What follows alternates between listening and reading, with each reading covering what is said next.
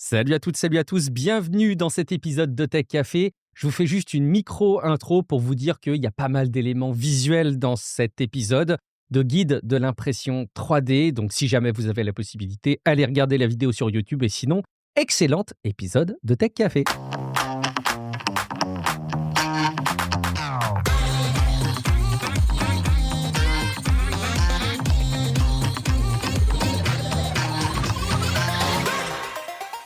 Salut à toutes, salut à tous, bienvenue dans cet épisode exceptionnel de Tech Café. Que vous soyez en vidéo là sur YouTube, que vous soyez en live sur Twitch ou sur YouTube au moment où on l'enregistre ou que vous écoutiez cet épisode en podcast, en tout cas, soyez les bienvenus. Je vois Gaëtan qui me regarde et qui me fait des petits retours un petit peu déstabilisants, mais je ne me laisserai pas distraire pour cette intro de légende. Vous êtes aussi peut-être sur la chaîne YouTube Coty Geek, où du coup il y a cette diffusion de vidéos qui est faite en collaboration sur les chaînes. Si jamais vous n'êtes pas abonné à une de ces deux chaînes, Tech Café par Guillaume Vendée ou Coty Geek sur YouTube surtout, foncez vous abonner et puis on compte sur vous pour liker cette vidéo et partager ces infos. Cet épisode est exceptionnel parce que je crois qu'une partie d'entre vous a toujours été curieux de comprendre ce qui se passait dans le monde merveilleux de l'impression 3D, un truc dont on parle un petit peu comme ça dans certaines discussions annexes, vous allez tout comprendre et peut-être même, j'ose le dire, que vous allez avoir envie de vous y mettre. Et donc, vous l'avez compris, pour être sûr déjà de ne pas dire trop de bêtises et puis d'être sûr que vous ayez envie de vous y mettre, j'ai fait appel à quelqu'un qui parle déjà d'impression 3D, qui a déjà fait des vidéos sur le sujet et avec qui on va pouvoir partager nos connaissances. C'est Gaëtan de Coty Geek et de Bric en Vrac. Salut Gaëtan, comment vas-tu ? Salut Guillaume, écoute, je vais très bien, ravi de te retrouver pour cet épisode usage sur l'impression 3D, épisode qu'on pensait avoir fait déjà. Alors, effectivement, tu as raison, on peut donner les coulisses effectivement de cet épisode. C'est que donc on avait testé des premiers épisodes d'usage, les retours étaient très bons, j'ai eu des retours unanimes, très positifs, donc il va y avoir des épisodes d'usage.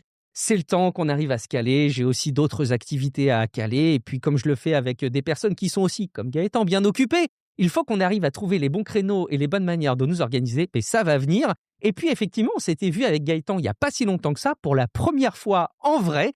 Je n'ai jamais vu Guillaume Poggiaspala en vrai, je n'ai jamais vu Matt de Real Life et de la chaîne Vulgarisateur Apple et compagnie en vrai. Toi, tu l'as vu, voilà, c'est un cercle un petit peu fermé. Mais on s'est vu il n'y a pas très longtemps dans un restaurant fort copieux, ma foi, à Compiègne, on peut le dire. Et lors de cette discussion, on s'était dit, tiens, il faudrait qu'on parle d'impression 3D. Et puis alors là, Gaëtan, tu m'avais dit, mais attends, mais on l'a déjà fait cet épisode. On avait déjà parlé d'imprimante 3D. Et en fait, on a cherché, parce que ça m'avait mis le doute, on n'a jamais retrouvé cet épisode. Donc, force est de constater qu'on ne l'a jamais fait, en fait, hein, c'est ça ? Exactement, on l'a déjà retrouvé. Alors, si on l'a fait, c'est que on a un problème d'organisation et d'archivage. C'est bien possible. Et si jamais vous l'avez écouté, ne nous le dites pas. S'il existe un épisode, ne nous le dites pas. Ne nous faites pas croire que c'est là, maintenant, le meilleur épisode sur l'impression 3D. Merci beaucoup aux personnes qui assistent dans la chatroom. Vous pouvez évidemment commenter les discussions qu'on va partager, nous poser vos questions en live, ça enrichira un petit peu l'expérience. Et si jamais vous écoutez ce podcast en audio, il va vous manquer sans doute la partie vidéo. Alors, foncez peut-être sur YouTube pour profiter pleinement de l'expérience parce qu'on va vous montrer des choses. Gaëtan a tout préparé pour vous montrer vraiment des choses. Bonus. Ce sera des bonus exclusifs à la vidéo et donc vous aurez ça sur la chaîne YouTube Coty Geek et puis sur la chaîne YouTube Tech Café. Donc vraiment, ne restez pas cantonnés à l'écoute de cet épisode, mais venez aussi y assister et le voir. Avant qu'on parle vraiment d'impression 3D, j'en profite aussi, en plus de vous inciter à vous abonner aux chaînes YouTube, à vous inviter à jeter un coup d'œil sur patreon.com/techcafé, qui est une plateforme de financement participatif qui, très concrètement, me rémunère pour mon travail, mais aussi vous permet derrière de bénéficier d'un certain nombre de contreparties. Je suis en train de revoir en profondeur la manière dont les paliers et les contreparties sont faits. Mais grosso modo, il y a les accès à Discord avec un profil un peu privilégié. Il y a l'accès au podcast sans la pub. Il y a aussi l'accès aux coulisses de Guillaume, qui est un podcast exclusif où je vous raconte ce qui se passe dans ma vie de producteur et de créateur de contenu. Et puis, il y a aussi les paliers supérieurs, pro et VIP, qui vont pouvoir bénéficier dans quelques semaines de lives exceptionnels privés où on va pouvoir discuter entre nous de tech et de thématiques qui vous intéressent particulièrement, mais il y a aussi d'autres avantages qui vont arriver. Bref, rendez-vous sur patreon.com/techcafé. Gaëtan, je pense qu'il est très important au stade de cet épisode d'expliquer un petit peu de quoi de quoi on va parler parce que impression 3D, peut-être que c'est un peu vague pour les gens. Tu as préparé une petite définition, toi, qui Oui, permettrait d'y rappelons voir clair. qu'une imprimante dans le domaine de l'informatique, c'est l'endroit où on imprime, sur une feuille de papier de l'encre. Aujourd'hui, on imprime, on jette de l'encre et donc c'est sur, 2 dimensions. Ça vient à plat et puis on vient juste mettre de l'encre dessus. L'impression 3D, c'est quoi? En fait, j'avais noté, c'est une dépose de plusieurs couches de matière, les unes au-dessus des autres, qui va créer un objet, en hauteur. Donc en fait, vous avez 3 axes. Vous avez la longueur, donc l'objet aura une longueur, aura une largeur, profondeur et a également une hauteur, donc il sera en 3 dimensions. Et en fait, c'est le fait d'agglomérer plusieurs couches de matière pour pouvoir obtenir un objet, aussi grand ou petit qu'il soit et aussi complexe qu'il peut l'être. Donc c'est ça le principe de l'impression. Ça passe pas par une imprimante comme une imprimante papier, vous mettez pas un truc et ça ressort comme ça, non. C'est juste en fait de la matière qui va se rajouter, l'une au-dessus des autres, enfin, couche après couche, voilà. Et on appelle ça d'ailleurs spécifiquement dans ce qu'on va aborder dans cet épisode, les imprimantes FDM, parce qu'il existe d'autres imprimantes 3D, même si finalement elles fonctionnent sur le même principe que tu viens d'évoquer. Et ce que je trouve intéressant dans l'analogie de l'imprimante papier qui imprime des feuilles qui sont en 2D, c'est que finalement, si on assemble ces feuilles ensemble, ça fait un livre. Et quelque part, on peut comparer le livre à l'objet 3D qu'on va imprimer, puisque à la même manière que le livre va être imprimé page par page, l'objet qu'on va imprimer va être imprimé avec différentes couches. Donc oui, nous, on va beaucoup parler de filaments, donc des fils qui constituent une sorte de plastique et qui va donc constituer l'objet. Mais il existe aussi des imprimantes résine. En fait, il existe des imprimantes de plein de types différents. Qu'est-ce qu'on peut dire, grosso modo, sur ce qu'on sait, Gaëtan, sur les autres imprimantes, même si, encore une fois, on va s'intéresser aux imprimantes à De temps filaments? en temps, on voit passer dans les informations des imprimantes qui impriment des maisons. Donc en fait, le principe, c'est que ça va couler des grosses couches de béton et l'une au-dessus des autres, ça va faire, alors plutôt que faire du filament en plastique, là, c'est du béton et c'est des grosses couches, donc c'est des grosses imprimantes. Le principe est le même. Il y a également des imprimantes aussi qui peuvent imprimer du chocolat ou, maintenant de La l'alimentaire. viande. Alors la viande, je l'ai pas vu ça. Il y a des projets, en tout cas, en cours. Des projets, mais chocolat, ça existe. Donc le principe, c'est ça, ça fait couler des couches de chocolat et l'une après l'autre, vous allez former une forme avec votre chocolat. J'ai vu également du domaine médical aussi avec des, tissus artificiels, type, peau artificielle. Alors je sais pas au niveau projet où ça en est là-dessus, mais c'est toujours le même principe. C'est-à-dire que pour pour une application donnée, pour un applicatif, une destination, vous allez pouvoir mettre différents types de couches et l'objet, l'imprimante, le type imprimante va, créer l'objet dont vous avez besoin pour l'usage dont vous avez besoin. Donc petit ou grand. Pour une maison, évidemment, ça va être très grand. Et là, je viens de taper dans le micro.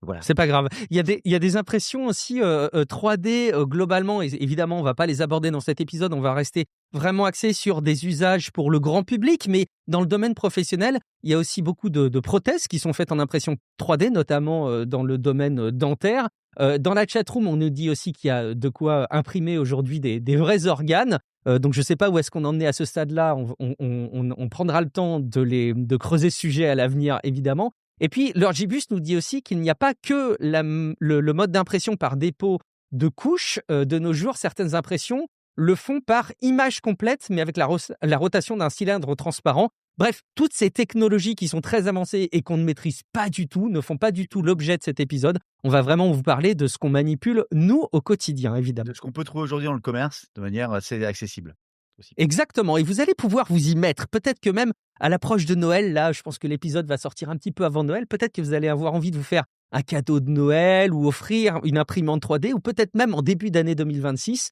si vous avez des sous comme ça avec les étrennes, vous allez pouvoir vous équiper, et vous allez voir qu'on peut commencer avec pas cher. On va vous expliquer tout ça.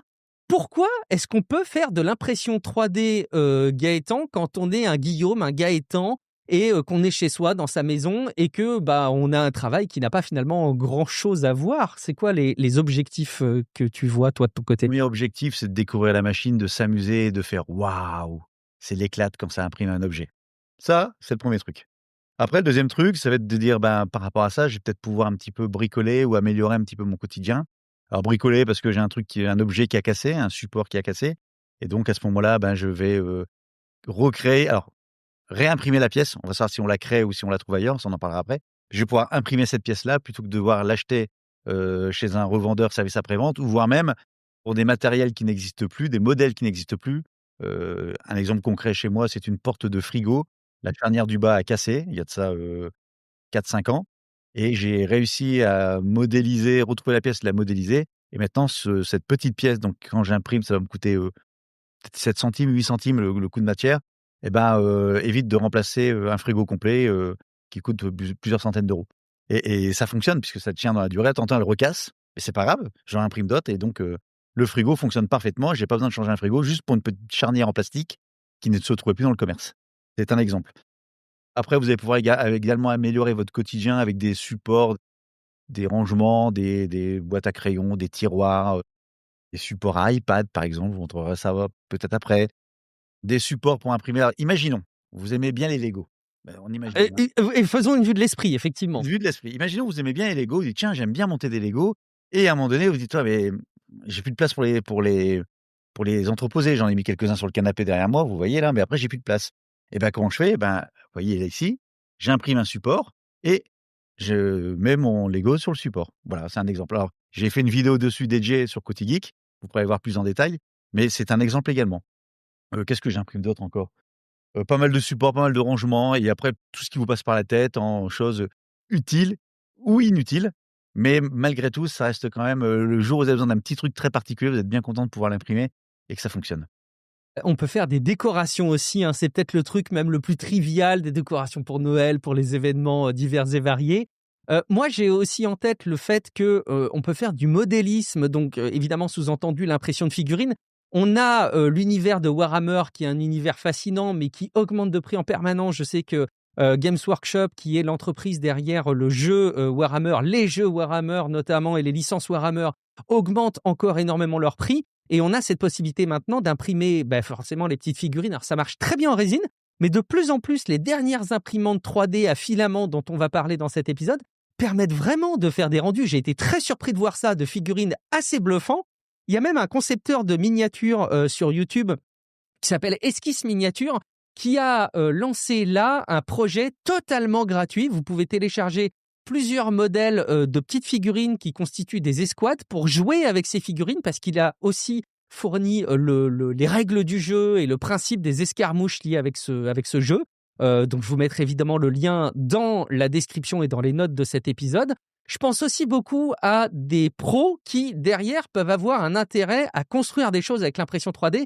Là, spontanément, j'ai en tête, je ne sais pas si tu as d'autres cas analogues, Gaëtan, mais moi, il y a Eno Mouline que je suis sur Instagram, qui est une fille assez extra qui fait tout simplement des moules personnalisés. Donc, elle a un certain nombre de moules qu'elle vend si jamais tu veux faire des coulages de résine ou d'autres objets moulés en plâtre, etc., pour des décorations, tu peux lui commander des moules et tu peux lui en faire sur mesure. Ça peut être le cas aussi pour de l'alimentaire, pour te faire des tablettes de chocolat personnalisées, pour des événements. Bref, elle fait vraiment des choses personnalisées.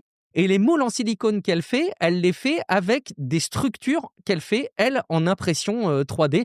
Donc, dans le monde pro, il y a aussi des réflexions à faire là-dessus. Et même pour compléter, j'ai un très bon ami à moi qui travaille dans l'industrie automobile, tout ce qui est injection de peinture et de colle, de résine, etc. Et il avait besoin à un moment donné, alors depuis il a acheté une imprimante aussi. Il y a quelques années, il me dit: «Voilà, j'ai une petite pièce, j'ai un problème dans une usine, j'ai une petite pièce qui a lâché dans un alors je sais pas sur quel système». Il m'a envoyé les plans, lui il a modélisé son truc. Je l'ai imprimé, il m'a dit: «Bah écoute, ça fait 6 mois qu'elle fonctionne dans une usine d'une marque célèbre de voitures». Il dit: «Depuis, ta pièce a permis de faire passer je sais pas combien de voitures par jour».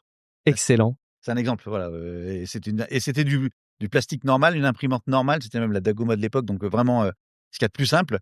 C'était une petite pièce, mais qui a pu dépanner, qui a pu sauver le monde. Non, quand même pas, mais bon, voilà. Partie du monde en tout cas. Il y a Exactement. Nestor Bidule qui dit: je me suis fait un support de Steam Deck, Lord Gibus, et on va lui répondre, mais il dit: les supports plastiques n'ont-ils pas tendance à plier? On va en reparler derrière. Cas d'usage pour moi, dit Nestor, des adaptateurs de raccords de tuyaux pour la piscine cet été ou pour mon aspirateur sur les machines à bois. ChatGPT m'a fait un fichier paramétrique avec des dimensions A et B, etc. Donc on va rentrer dans tous ces éléments-là dans ce dossier que j'espère être le plus complet possible parce qu'effectivement, il y a, vous vous en doutez, on est en 2025, bientôt en 2026, l'IA qui a son mot à dire. Dernière chose aussi qu'on peut dire sur l'impression 3D, c'est qu'on peut réfléchir aussi à composer ces pièces avec d'autres choses, avec des structures en bois par exemple, ou avec de l'électronique. Et je pense spontanément beaucoup aux frères Poulain, que vous connaissez probablement, je vous les mettrai dans la description aussi de cette vidéo et dans les notes de l'épisode, qui sont pour moi l'archétype de ceux qui bricolent en alliant comme ça plusieurs technologies et plusieurs matières même. Et donc, on peut faire évidemment plein de choses pour tout ça. Est-ce que Gaëtan, on peut vendre ce qu'on fait en impression 3D? Peut vendre ce qu'on fait en impression 3D, pardon, mais il y a plusieurs conditions. Première condition, vous pouvez vendre vos créations. Vous créez un objet, une structure, un personnage, vous pouvez le vendre sans problème sur la plateforme que vous souhaitez. Alors principalement, c'est Etsy, qui est une plateforme de, tout ce qui est un peu aussi même, fait à la main, fait d'artisanat, bref. Là-dessus, Etsy, Fait main, ouais. vous vendez où vous voulez, OK. Là-dessus, c'est bon. Par contre, si vous récupérez un fichier sur internet, qui permet de solutionner une problématique, on prend un exemple, un support d'interrupteur de Philips Hue. J'ai fait une vidéo là-dessus aussi. En fait, à chaque fois, tout est relié. Là-dessus aussi, on peut pas vendre l'objet là-dessus. Moi, j'avais proposé dans la vidéo de la vente, enfin, juste le coût de l'impression, mais c'était pas de la vente en tant que telle. En fait, mon exemple est très mauvais. Bah, Celle-là, en plus, et tu celle-là, aurais on pu le mettre pouvait plus la cher vendre. pour te faire de la marge, mais il Non, n'empêche que en fait, voilà. en plus, elle n'était pas sous licence. Bon, je recommence. Ah. Donc, en fait, les objets, vous les télécharger sur internet. Donc, les créateurs qui fabriquent des objets et les mettent à disposition, souvent gratuitement, vont dire dans les conditions de mise à disposition si, oui ou non, c'est éligible à la vente. Si vous pouvez le vendre ou au contraire non, il ne veut pas que vous le vendiez. Donc, il y a ces principes de propriété intellectuelle ou tout ce qui est, c'est un autre nom, mais peut-être qu'ils vont trouver. Bon, voilà. Donc, ça va dépendre en fait des conditions comme open La source. licence. Licence, merci. La licence d'utilisation de l'objet que vous allez récupérer. Donc ça, c'est la première chose. Deuxième chose, si vous créez un objet, mais d'une licence connue, exemple, vous faites un Mickey, vous faites un personnage Lego. Un casque de Star Wars. Voilà, un casque de Star Wars, un casque de Batman, voilà, des choses sous licence connues. Là, par contre, vous n'avez pas le droit de le vendre parce qu'en fait, la licence appartient à la marque, enfin, qui détient la licence. Donc, en gros, oui, vous pouvez vendre dès lors que c'est des choses que vous avez créées et qui ne sont pas une copie d'un truc existant. Voilà. Ou évidemment, si vous avez la licence, voilà, effectivement, si Oui, elle si vous avez autorise acheté la la licence vente. Disney, vous pouvez y aller, ouais. Et puis, pour la licence Disney, il faudra peut-être se lever tôt. Mais je sais qu'il y a des créateurs qui autorisent, enfin qui vendent leur modèle 3D en autorisant, avec certains prix supplémentaires, en général, la vente derrière, oui, tout à fait. en commercialisation. Donc, bon, on ne va pas rentrer dans les détails, mais en tout cas, sachez que ça existe. On a traité le pourquoi. Maintenant, peut-être qu'on peut se poser la question de à qui ça s'adresse. Spontanément, on pourrait se dire, ça demande quand même d'être un peu barbu, d'être un peu dans la tech et d'aimer passer du temps à faire beaucoup de trucs technologiques. C'est quoi ton point de vue, Gaëtan, là-dessus? À qui ça se destine? Ça l'est de moins en moins. Ça l'était au début puisque les premières imprimantes, il fallait les monter, les fabriquer. Enfin, c'est-à-dire vous receviez les pièces et il fallait tout installer. Et puis après, il fallait bien les régler. Et puis après, il fallait un peu dans le code de programmation, enfin, et puis affiner certains trucs. Ça marche pas. Il fallait changer la température ou l'extrusion, la vitesse d'extrusion, c'est-à-dire la vitesse à laquelle le plastique va sortir de la buse, ou la vitesse de rétractation, ou le nombre. Enfin bref, il y avait plein de petits réglages où c'était vraiment, vous allez affiner, mais au poil de cul, parce que c'est vraiment ça, on parle de 0,2 ou 0,4 millimètres. Donc vous allez vraiment affiner ça.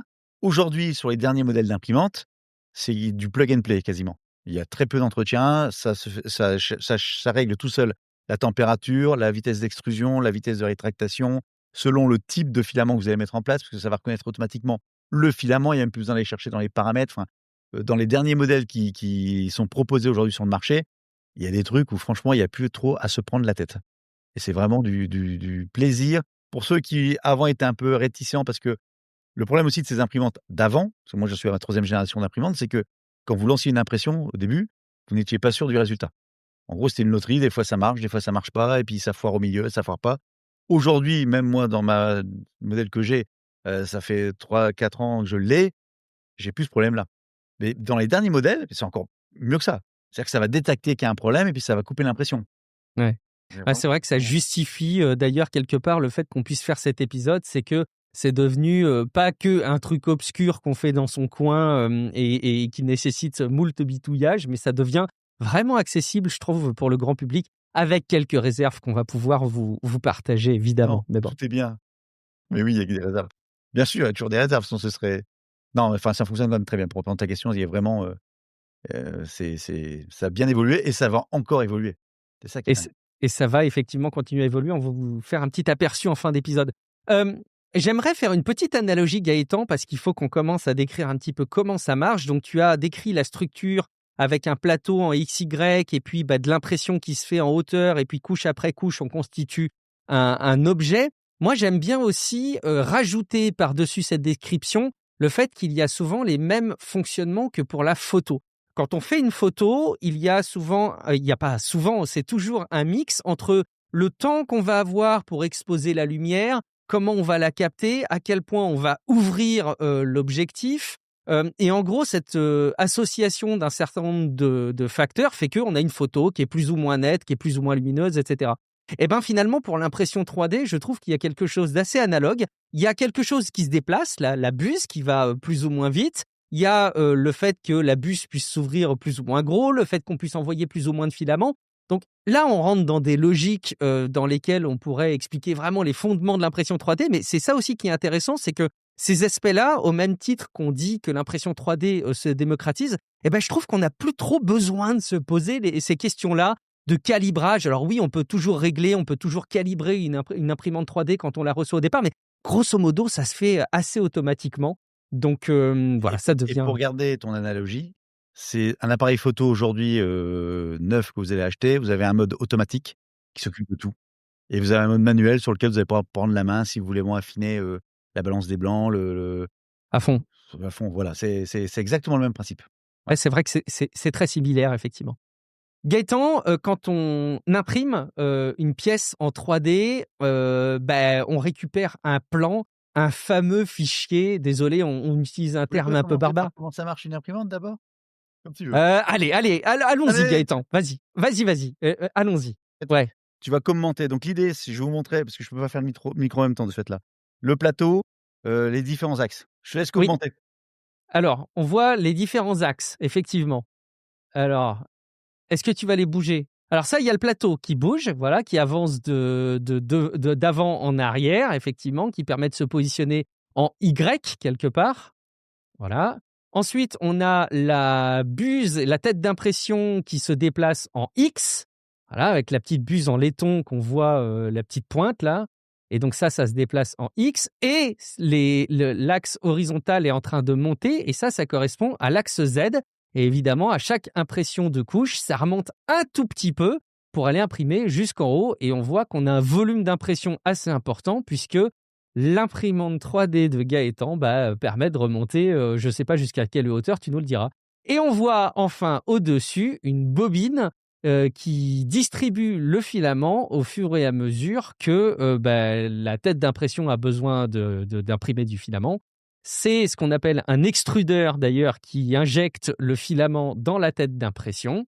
Et après, ça chauffe, ça fond le plastique et puis le plastique fondu se dépose par couche. Et dès qu'il se dépose, en général, il est séché quasi immédiatement, ce qui fait évidemment que le plastique se solidifie. Voilà un exemple de ce qui est imprimé en 3D. Vous avez vu, je fais très bien la voix. Un exemple de support en impression 3D qui est sous le Lego de Gaëtan et qu'il a composé au mur et qu'il a imprimé avec son imprimante 3D. Parfait, tu as fait ça super bien. Et et on peut peut-être le préciser aussi, tu as une imprimante 3D qui est ouverte. Moi, j'avoue que maintenant, j'ai la joie d'avoir... Alors, j'ai vu ce qu'il dit, j'ai bien fait la voix off. J'ai une imprimante fermée, donc voilà, elle n'est pas parfaitement hermétique, mais en tout cas, elle est fermée de tous les côtés. Et ça a deux avantages pour moi, c'est que ça permet de mieux réguler la température, de mieux la conserver, de chauffer aussi un petit peu plus vite et d'éviter d'envoyer trop d'émanations d'odeur et de plastique, quoi, quelque part. Peut-être une question d'ailleurs, on a un sentiment quand on ne connaît pas l'impression 3D de dire « Oh là là, mais tu fais fondre du plastique chez toi en permanence ». Est-ce que c'est bien bon pour la santé? Qu'est-ce que tu en penses, Gaëtan? Alors, parce que je vais commenter aussi ton truc d'avant, mais c'est pas grave pour l'histoire d'imprimante. Ton imprimante fermée, en fait, c'est ce qu'on appelle une Core XY. Et la seule différence par rapport à ce que j'ai montré, c'est que la tête de la buse ne monte pas ou ne descend pas, c'est le plateau qui bouge. Voilà, c'était Tout juste, à fait. c'est juste pour être sûr. Alors maintenant, est-ce que c'est bon pour la santé? Bien sûr. Non, alors la partie, ça va dépendre en fait du plastique que vous allez imprimer. Le plastique, enfin le filament le plus commun, celui que je vous ai montré par exemple, ça s'appelle du PLA. C'est un plastique à base de maïs. Donc c'est biodégradable. C'est pas du tout toxique en termes de vapeur, éventuellement d'émanation que vous pourriez avoir dans la pièce. Donc là-dessus, il y a pas de problème. Il y a également un deuxième qui est un peu plus, connu, c'est le PETG. C'est celui qu'on trouve notamment pour les bouteilles d'eau, les bouteilles en plastique. Donc là aussi, on peut l'imprimer. Là aussi pas alors lui, il est pas biodégradable par contre, il n'est pas non plus toxique. Par contre, dès que vous avez commencé à imprimer des filaments type ABS, lui, l'ABS par exemple, le fameux ABS, alors il y a un peu plus technique à imprimer parce qu'il demande, une imprimante un peu plus, précise, on va dire comme ça, mais par contre lui, il y a des émanations toxiques et donc il faut utiliser soit faites ça dehors, mais bon ça marche pas parce qu'avec le vent, bref. Soit vous utilisez surtout un filtre à charbon et donc avec une imprimante fermée qui va filtrer les émanations. Donc ça, c'est hyper important et très bonne remarque de ta part. Les filaments, il y en a de plein de sortes, on va revenir dessus, mais effectivement, tu peux peut-être déjà revenir sur ma voix off qui mérite quelques précisions. Oui, tu me demandais quelle était la taille d'impression de l'imprimante. Donc c'est une 30 centimètres sur 30 centimètres sur 30 centimètres. Donc en gros, vous pouvez faire un objet qui fait maximum, 30 centimètres. Alors est-ce que c'est intéressant ou pas? Honnêtement, j'avais pris ça en me disant: «Je peux éventuellement refaire, un objet en plus grand». J'ai jamais utilisé la taille maximale. 20 ça doit suffire amplement. 20 sur 20 sur 20 ça suffit amplement. De toute façon, quand vous faites des objets beaucoup plus gros, à un moment donné, bah, vous les imprimez en plusieurs parties, vous allez les recoller ensemble. Sinon après, ça va être là, si ça peut être aussi l'intérêt d'imprimer plusieurs fois le même objet sur le même plateau. C'est-à-dire que par Ouais, exemple, exact. vous voulez faire une série et ben, vous pouvez l'imprimer, donc si votre plateau est plus grand, en faire, plusieurs séries d'un coup. Sauf que si ça foire, bah, vous en foirez toute une série d'un coup. C'est dommage, vous faites tout par paquet, soit vous en réussissez plus d'un coup, soit vous en foirez plus d'un coup. Et donc, en tout cas, c'est une première caractéristique qu'on peut décrire des imprimantes 3D, c'est qu'elles ont, comme vous avez compris, un volume d'impression. Il y a des imprimantes 3D qui ont des volumes d'impression très importants, d'autres plus petits. Effectivement, alors je trouve que pour débuter, ça sert à rien d'en avoir une trop grande. Ça peut être utile d'en avoir une plus grande pour un certain nombre de besoins, soit de multiplier les objets, comme le dit Gaëtan, ou pour faire des choses qui sont sur un très gros volume. Mais effectivement, on peut les coller. Donc là, tu nous montres ton masque Alors de là, c'est un masque Batman. de Batman que j'ai fait avec ma toute première imprimante qui était une imprimante qui faisait, qui faisait même pas 20 centimètres sur 20 sur 20 et en fait, je l'ai fait en plusieurs parties. Alors c'est très grossier, hein, c'était à l'époque, on voit ici une partie au-dessus, là, qui était recollée. Donc en fait, j'avais découpé en plusieurs parties. Je sais pas si on voit bien sur la Ouais, caméra? on voit très bien. Ouais. Ah tiens, ouais, j'ai le retour là, je suis bête. Voilà, donc on voit le truc, donc c'était fait en plusieurs parties et après c'est recollé ensemble. Voilà. Avec quoi tu colles ton. C'était du PLA ou pas? Ou c'était autre C'était du chose? PLA et à l'époque, je l'avais collé avec, j'ai fait plusieurs tentatives, mais c'était pas, je sais plus avec quoi j'avais terminé. Honnêtement, il y a certaines colles rapides qui fonctionnent, d'autres non et depuis, j'ai pas recollé et donc la grande imprimante, quand j'avais changé, pris ce grand volume, c'était pour objectif de réimprimer ça en une seule pièce. Bon, en réalité, j'ai toujours pas fait. Bon, comme quoi, ça t'a pas beaucoup manqué. On peut préciser aussi, parce que je trouve que c'était intéressant avec ton rendu. Je sais pas si tu peux nous le remettre à la caméra, Gaëtan, 30 secondes. Mais il y a un truc qui est intéressant, c'est qu'on voit les petites. Alors déjà, tu peux le porter, effectivement, c'est assez classe. Mais il y a aussi, on peut voir les petites lignes qui font un petit effet de brillance. Donc ces éléments de brillance, on va les avoir selon les différents types de PLA et parfois même les différents types d'impression. Mais les petites stries, ça correspond aux différentes couches d'impression. Exactement. Et il est tout à fait possible aussi, hein, d'aller plus loin. On pourrait tout à fait imaginer que tu aies mastiqué ta pièce et que tu l'aies poncée pour offrir une surface hyper lisse. J'ai pas été au bout Et du voilà. j'ai acheté le matériel pour le faire aussi. On Bon, sait ben jamais. voilà. Peut-être que tu le feras un jour, ça te fera un nouvel épisode à partager avec nous en tout cas. Donc voilà, en tout cas, est-ce que tu veux repréciser des choses par rapport à l'imprimante 3D sur son fonctionnement technique, Non, en gros, pendant qu'elle fonctionne? donc le principe, vous avez un plateau, donc le plateau aujourd'hui, les plateaux sont chauffants, ce qui n'était pas le cas avant, pour que le dépôt de plastique puisse tenir le mieux possible par rapport à, par rapport à l'impression. Selon le type de plastique, si c'est de l'ABS ou, autre, bah, la température du plateau va être plus ou moins forte.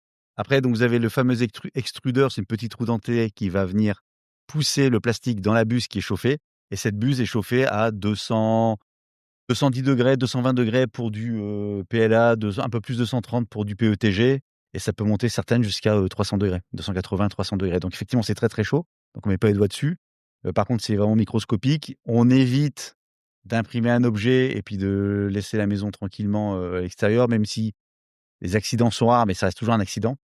C'est pour ça qu'aussi sur pas mal d'imprimantes aujourd'hui, vous avez un système de caméra de surveillance et ce qui fait qu'à distance, vous pouvez voir si vous avez un problème et couper l'impression.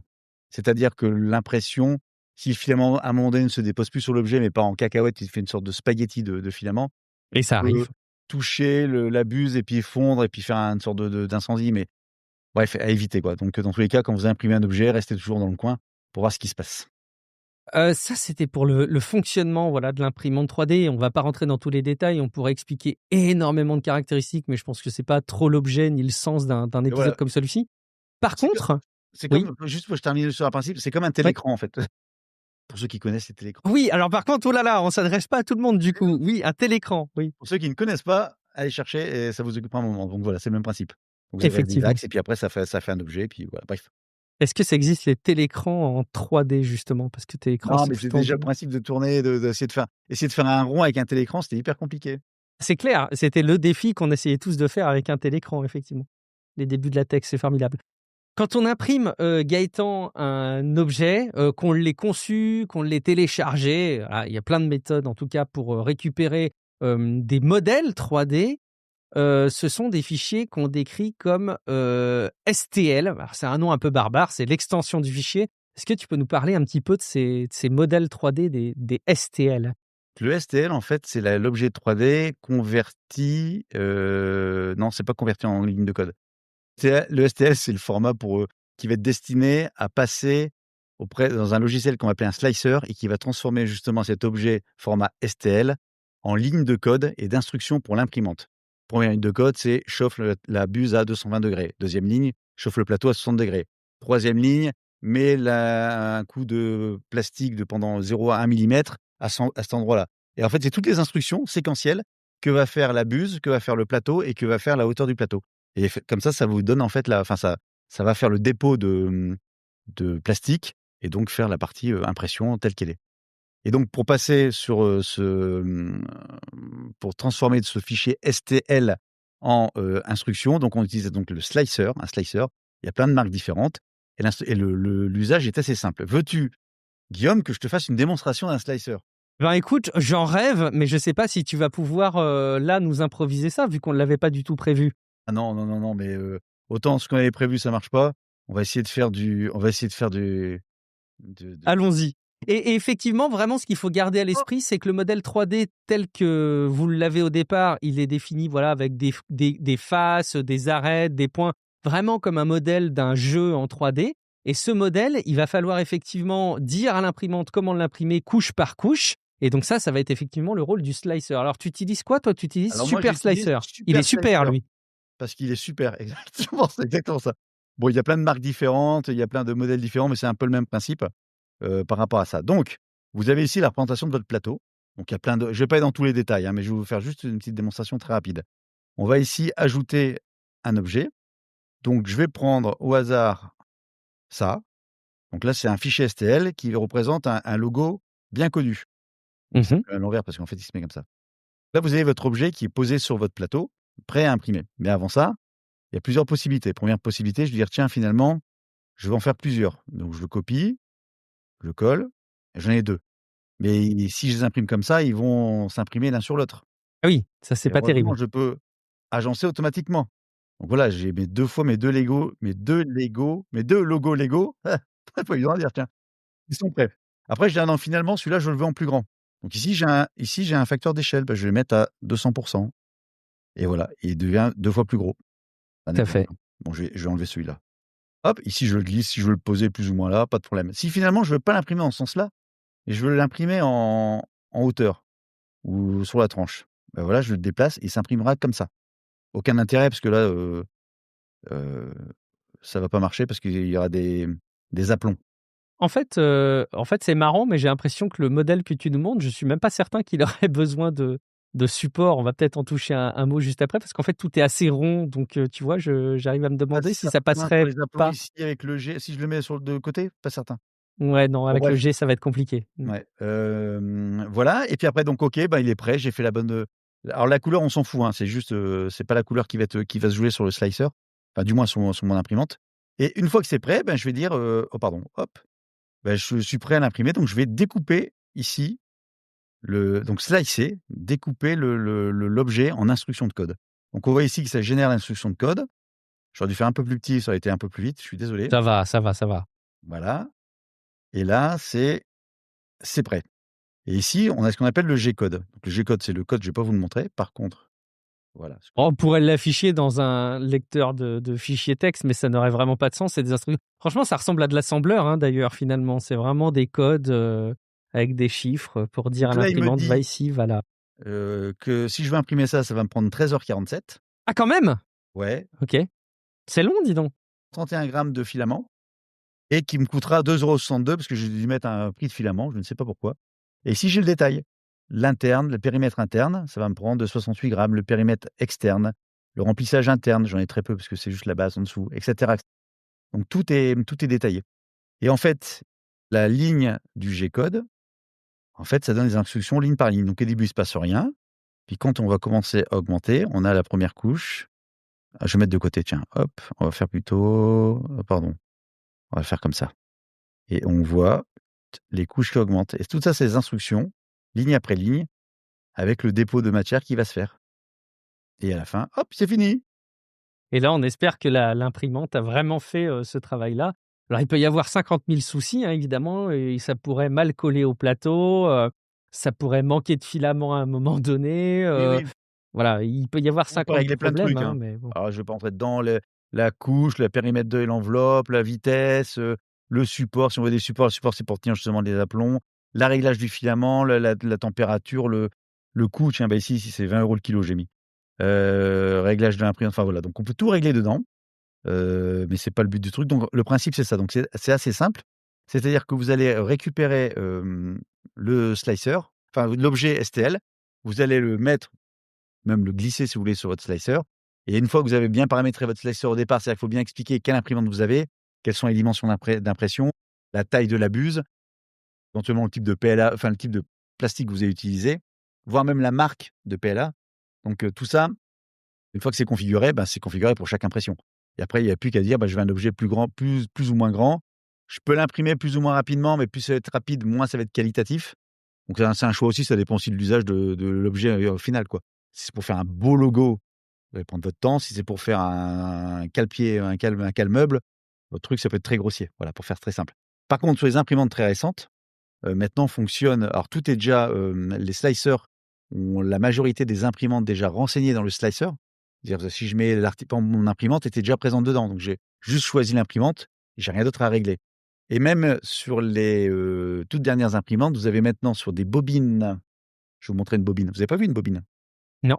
On l'a vu quand on a fait la description de ton imprimante et quand on est regardé jusqu'en haut, là, la bobine. Les bobines, c'est livré comme ça, donc ça vous fait une belle bobine de plastique. Et puis ici, vous avez une étiquette qui vous dit ce que c'est. Alors, comme c'est une recherche, ça va pas être la bonne couleur, mais c'est pas grave. Ce que c'est comme PLA. Allez, tu fais la mise au point. Voilà, ce que c'est comme PLA. La température à utiliser, minimum, maximum, la vitesse d'impression. Donc, tout ce qu'il faut faire pour bien l'imprimer. Et donc, sur les modèles les plus récents, vous avez maintenant des petits QR codes. Non, c'est pas des QR codes, c'est des puces NFC, pardon. Ce qui fait que quand vous allez mettre la bobine dans votre imprimante, il y a un lecteur à côté qui va dire: «Hey, ça, c'est du Sunloo, c'est du jaune qui doit être imprimé à telle vitesse, à telle température», et tout se fait tout seul. C'est-à-dire que même sur le slicer, vous n'avez même plus besoin d'indiquer ces températures-là. Mais ça, on en parlera après de quel modèle je parle, au pluriel. Il y a Lorgibus qui demande les instructions G-code. C'est quasi du logo avant de tourne, enfin, fais tel angle, etc. Je dirais oui, mais pas que. En fait, c'est vraiment couche par couche. Les instructions vont constituer en déplace la buse à tel endroit en XY, Oui. puis envoie autant de quantité de plastique, chauffe à telle température, ou au contraire garde la température. Et en fait, c'est toutes ces instructions combinées qui sont tout à la fois la position, l'envoi de plastique, voire même la rétractation, donc récupérer, de remonter le plastique pour pas qu'il continue à baver tout le temps, et même la vitesse de déplacement.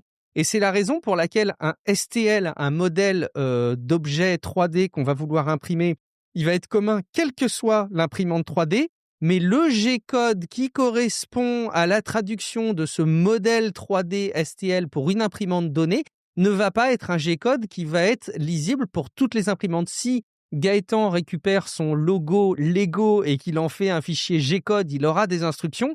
Si moi, je prends le même STL de fichier du logo Lego et que je fais un G-code pour mon imprimante 3D à moi, et ben évidemment, ce ne sera pas exactement les mêmes instructions, d'où le fait qu'il faut vraiment que ce soit fait pour un besoin d'imprimante donné.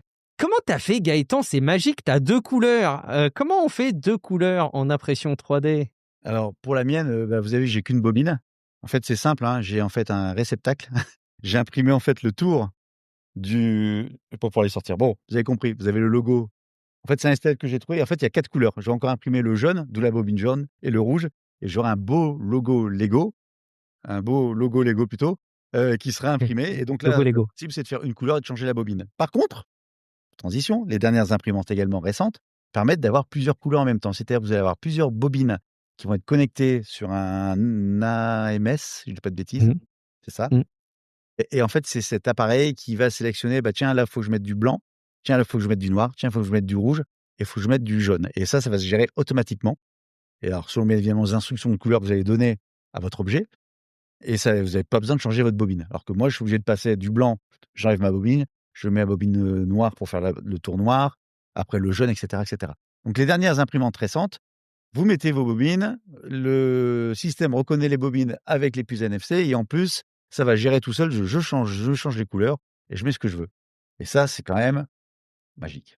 C'est un bel avantage et c'est pas que les couleurs, hein. D'ailleurs, si on veut mixer des matériaux durs et des matériaux plus souples, on peut aussi évidemment, on peut mixer les filaments. Effectivement, ce qu'il faut garder à l'esprit, c'est que quand on n'a pas de compatibilité multifilaments dans l'imprimante, comme c'est le cas pour la tienne ou pour la mienne, eh ben, on ne peut changer en fait, on est obligé d'avoir une seule et même couche du même filament. Ce qui impose évidemment d'avoir, des changements de couleur qui correspondent à différentes sections en hauteur par rapport à ce qui est imprimé.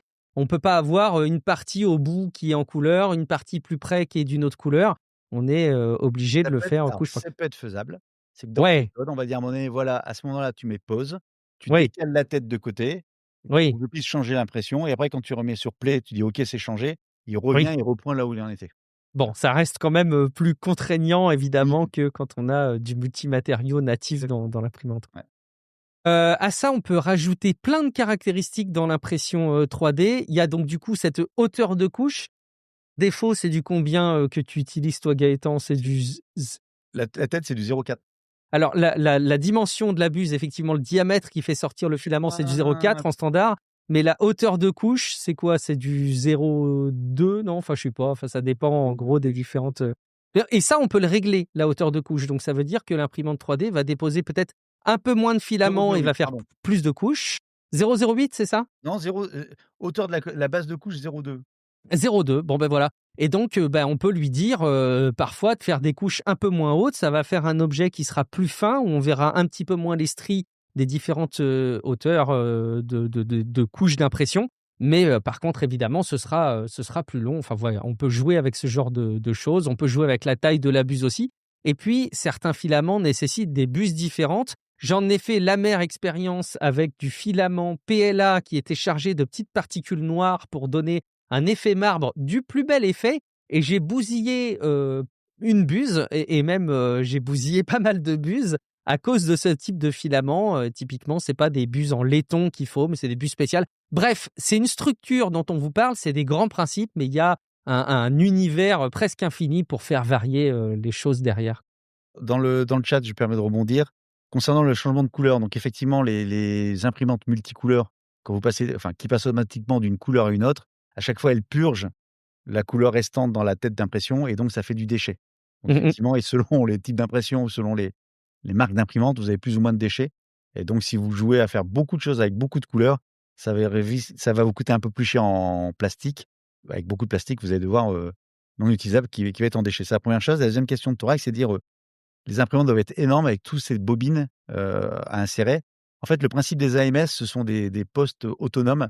En gros, vous avez j'ai envie de taper dans le micro. Vous avez 4 bobines l'une à côté de l'autre dans un couvercle en plastique et en fait, à la sortie, vous avez uniquement un tube qui va vers l'imprimante. Donc en fait, cet élément-là peut être au-dessus de l'imprimante ou à côté de l'imprimante. Alors bien évidemment, ça prend plus de place, mais c'est pas intégré dans l'imprimante en tant que telle et il y a des modèles sur lesquels on peut brancher jusqu'à 4 AMS. Donc en gros, vous avez jusqu'à 16 couleurs possibles ou 16 types de bobines possibles que l'imprimante va pouvoir s'amuser à jouer à droite, à gauche et voilà. Là, il faut vraiment, c'est pour faire du Picasso. Effectivement.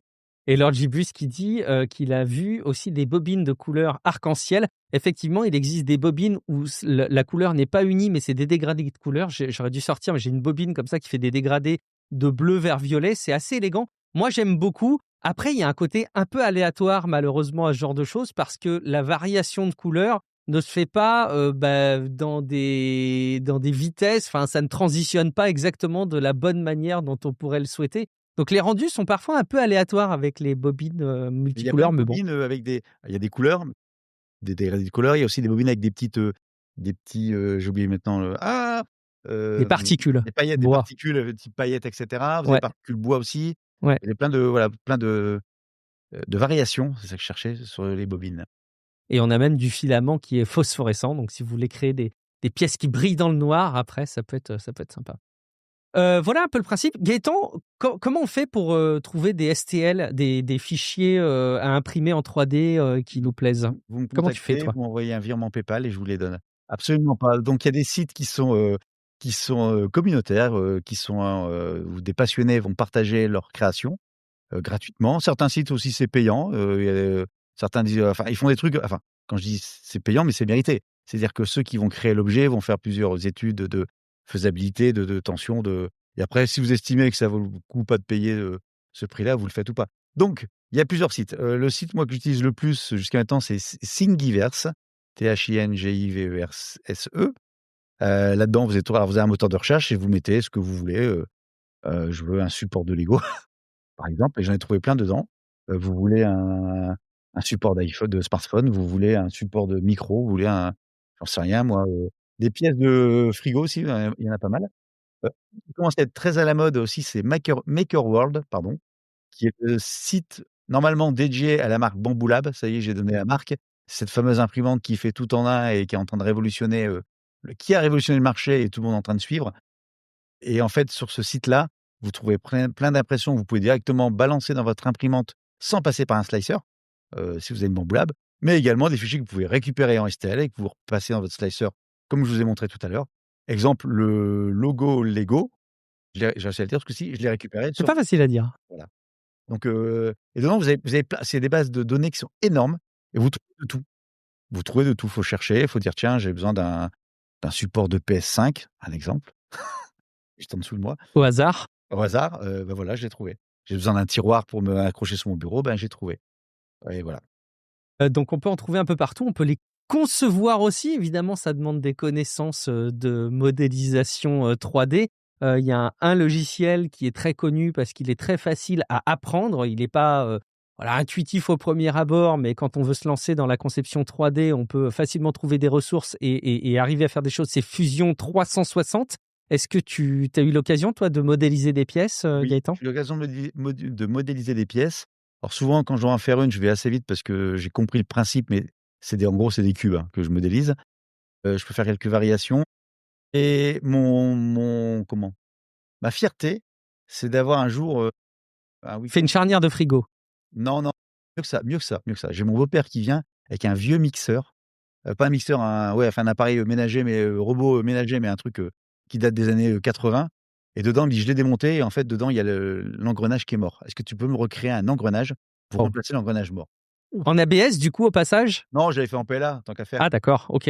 et en fait, l'objectif, c'était de le faire là, dans le week-end où ils étaient présents, et ben, avec des tutos sur internet, avec YouTube, comment faire un pignon, et cetera, le nombre de pignons, enfin le nombre de branches, ben, j'ai réussi à créer exactement le bon pignon et sans être enfin, je suis pas un technicien de la création 3D, et j'étais réussi à faire ça et j'étais content, ça a marché. Bon, il m'a dit que les autres ont lâché, 1 semaine après, donc il a tout foutu à la benne. Mais donc, ce que Et je veux dire par c'était là, c'est peut-être parce que c'était du PLA? Je pense que ta pièce imprimée en ABS aurait non, carrément non, c'est fonctionné, non? les autres Ah les engrenages autres! OK, ont tout d'accord, lâché d'accord. après. Enfin, OK. pareil, était en son jus, quoi. Il aurait fallu tout réimprimer, même le robot.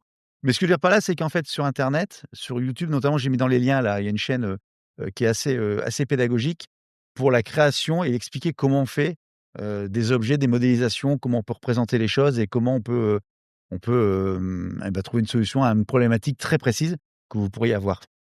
Il y a une question dans la chatroom du cher Onustus. Ça fait plaisir de te voir en tout cas sur le stream. Merci beaucoup de venir pour la première fois, mais je sais que tu écoutes attentivement les podcasts Onustus. Tu poses la question pour les services d'impression. Est-ce qu'il y a des conseils Il dit que lui, il modélise des polyèdres. Lui, c'est son truc, tu vois. C'est pas des engrenages, c'est des polyèdres. C'est comme ça. Et je fais imprimer en métal parce que c'est classe, dit-il. Effectivement, il y a des services qui permettent effectivement de vous imprimer, si vous n'avez pas envie de vous équiper d'une imprimante 3D, d'imprimer vos conceptions. J'ai en tête JLC PCB qui fait plein d'autres choses, mais qui peut aussi vous concevoir physiquement les modèles que vous pouvez leur envoyer et qui effectivement peuvent les faire en métal. Alors en l'occurrence en métal, je fais une petite parenthèse pour montrer que c'est par exemple pas les mêmes mécaniques d'imprimante dites FDM où on dépose du filament, mais c'est plutôt les mécaniques qu'on appelle de CNC, c'est-à-dire qu'en gros c'est une pièce de métal qui va être usinée, si je dis pas de bêtises, hein, mais qui va être usinée avec une fraiseuse. Mais ce qui est marrant, c'est que les instructions qui sont données à ce type d'outil pour limer quelque part et raboter une pièce pour la modéliser telle qu'on la souhaite, bah, c'est là aussi des G-codes qui sont évidemment différents des imprimantes 3D. Tu disais donc que tu te fournissais beaucoup chez Thingiverse. Oui, Euh, aussi. voilà, Cults, effectivement. Ouais, alors souvent on trouve les mêmes fichiers d'ailleurs, hein, avec les mêmes Oui, créateurs. ouais. Récemment, je suis tombé aussi sur Sangs, enfin, excusez-moi mon anglais, THANGS. Donc il y a certains trucs que j'ai trouvé dedans, mais bon, globalement, avec ces 4-là, vous avez trouvé votre bonheur. Enfin, franchement, Effectivement, il y a énormément de modèles. Et puis alors après, il y a d'autres sites parfois. Quand vous faites une recherche dans un bon vieux Google, vous allez aussi trouver en tapant STL et puis le nom du truc que vous cherchez en anglais, vous allez facilement trouver des ressources.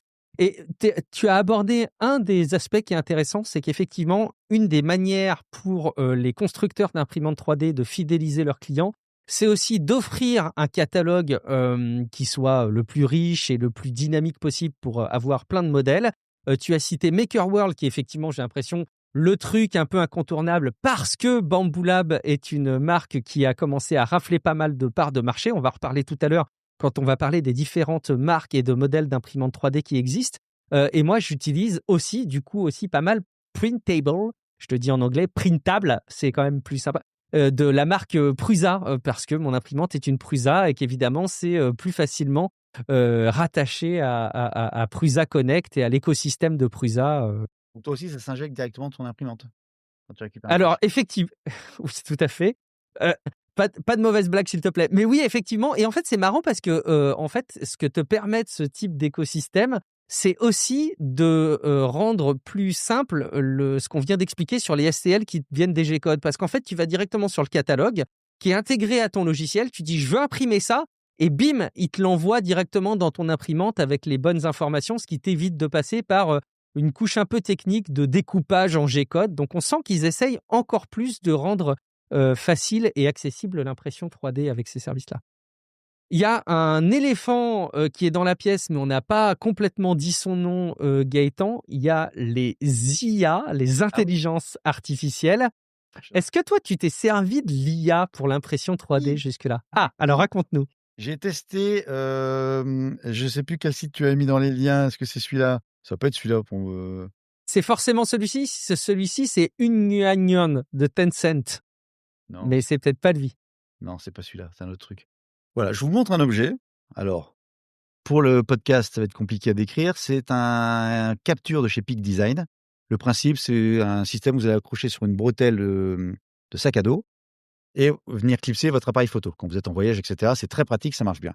Par contre, l'idée pour moi, c'était de le ranger dans un truc en 3D qui prenne la forme de cet objet. Donc l'objet, en fait, c'est une sorte de parallélépipède un peu arrondi sur lequel ici il y a un interrupteur sur le côté qui va venir, qui dépasse. Ici, on a des rondelles, etc. Donc pour modéliser le tour de cet objet au plus juste, et même en dessous, d'ailleurs, il y a même la plaque qui descend légèrement, qui descend. Oh, bref, on va pas voir. Bref, donc c'est compliqué à modéliser. Voilà, si vous le faites à la main, c'est compliqué. Pourtant, j'ai réussi à imprimer ça, qui fait que quand je le mets dedans, Waouh! exactement la Ah, forme. c'est satisfaisant.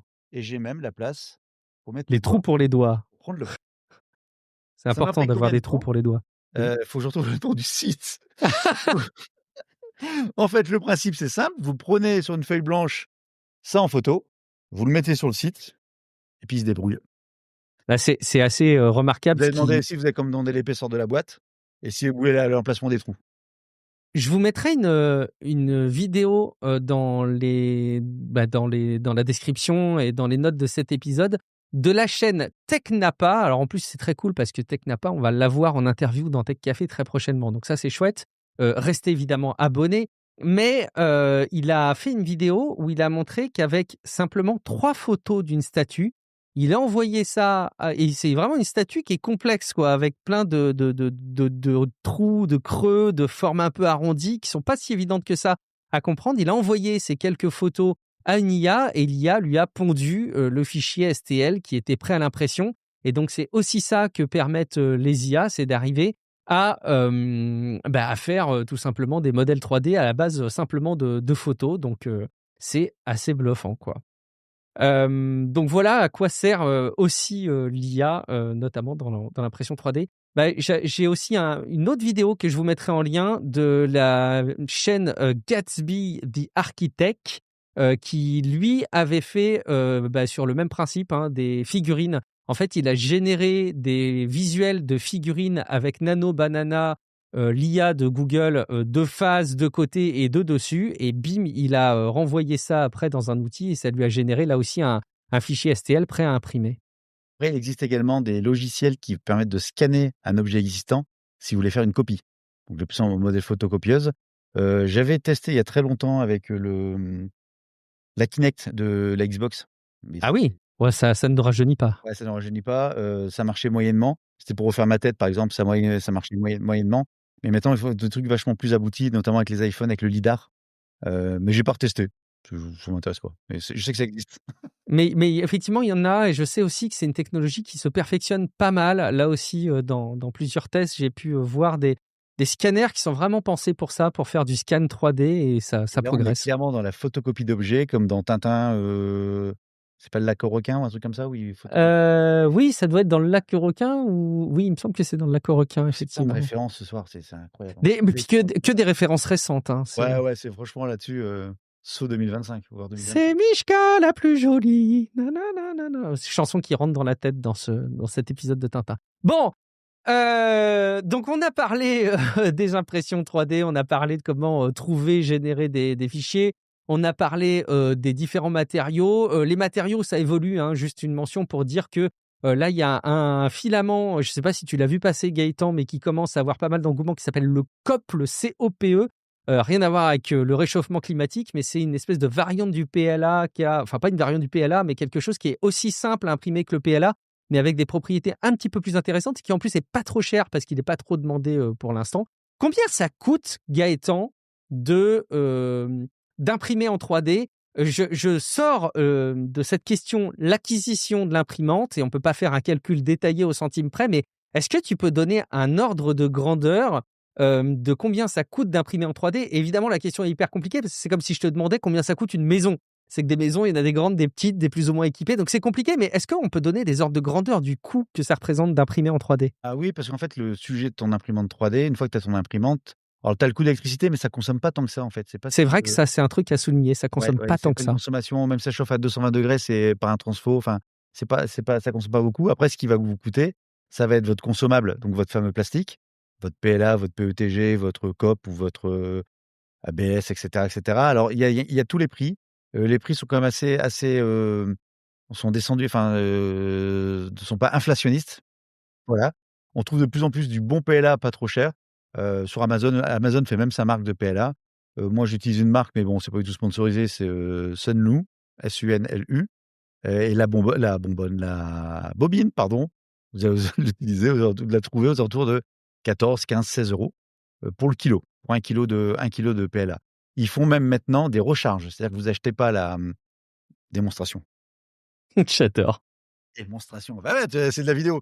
Donc vous n'achetez pas la bobine complète, parce qu'une fois que vous achetez votre bobine, vous dévissez, ça peut marcher. Ah, voilà, et en fait, ça s'enlève. Et comme ça, vous n'achetez que la recharge. Ouais.